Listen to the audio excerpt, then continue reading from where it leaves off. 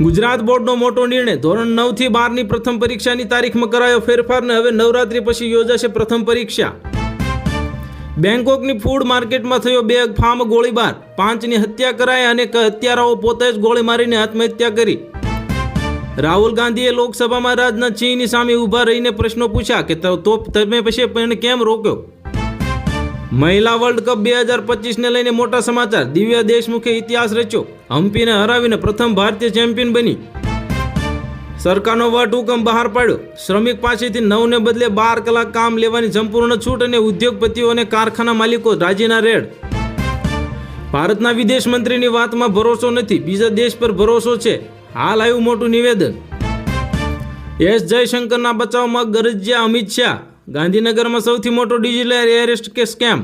મહિલા ડોક્ટરો પાસેથી 3 મહિનામાં 19.24 કરોડની ઠગાઈ. Cambodia ખુલ્યું connection.